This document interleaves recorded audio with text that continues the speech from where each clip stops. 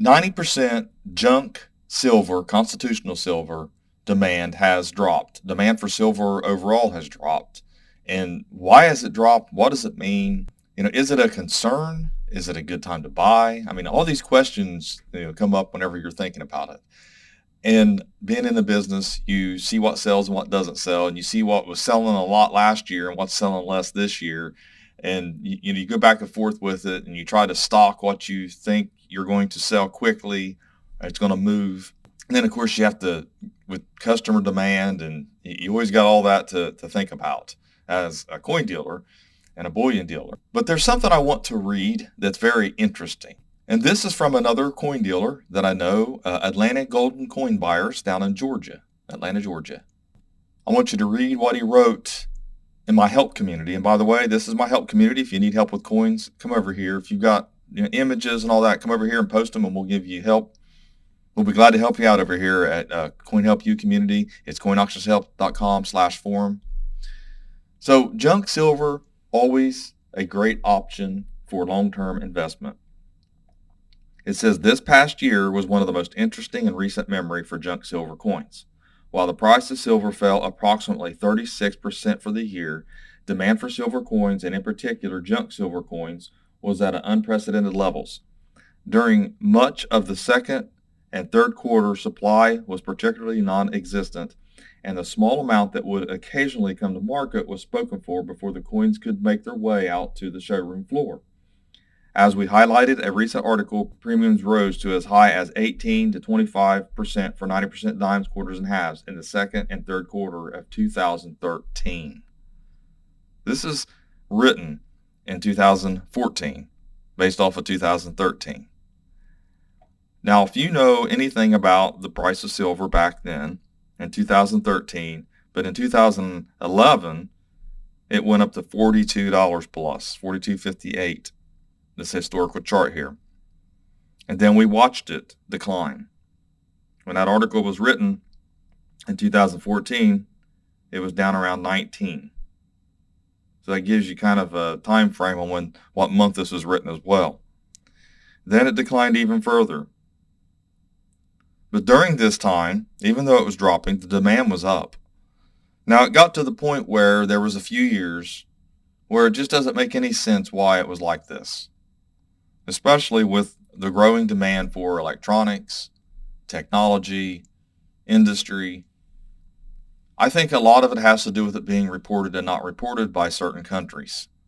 Also, people like coin dealers don't report, so you don't know how much they're selling. They'd be selling millions and hundreds of ounces, thousands of ounces, and it's not reported.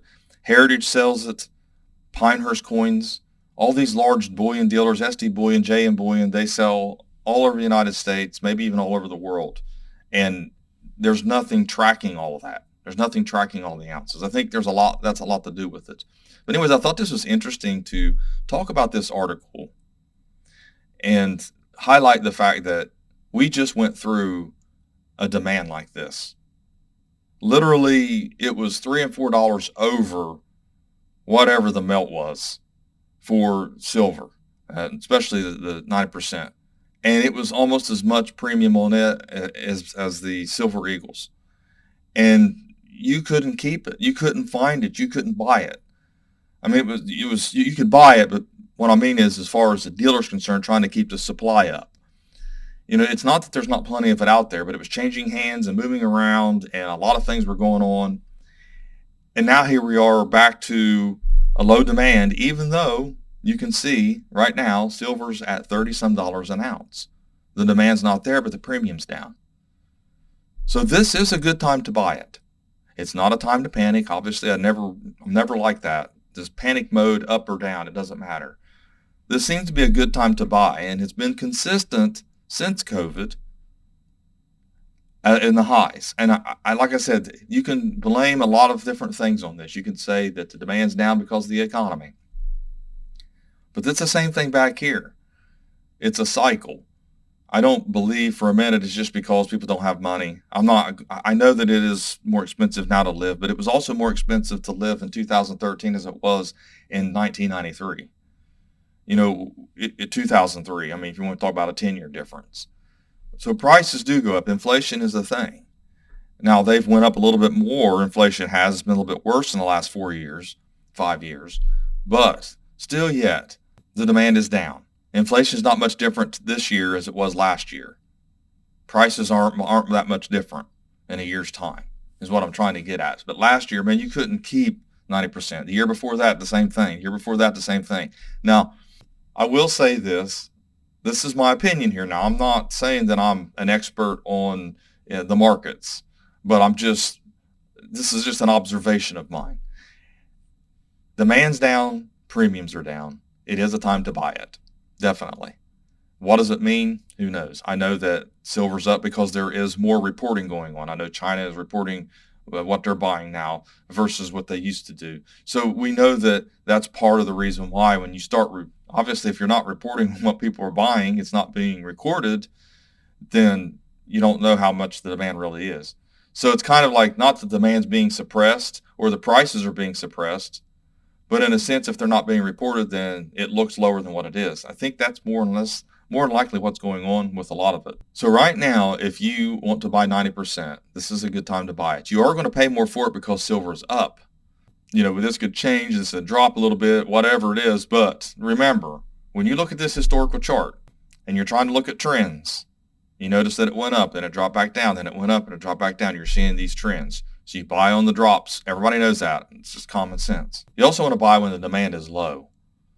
Anytime the demand is low, the premiums drop. When the premiums drop, that's always a good opportunity. And we're in that opportunity right now. I don't think that the demand's going to stay down. I really don't. I think a lot of people are waiting on the incoming administration and what's going to happen there. I really do. I think a lot of people put money into other investments because when you elect a businessman, people invest in businesses. But I honestly think technology is going to keep silver going like it is. Industry's going to as well. And everybody's, buying it. So that's my take on it. It's kind of interesting just to kind of go back 10 years and you're like, here we are talking almost the same thing we're looking at right now. Just kind of a mirror. Very similar, different worlds compared in 10 years time, but yet very similar talk. So thanks for watching my latest video. Please like, share, and comment, and have a great day.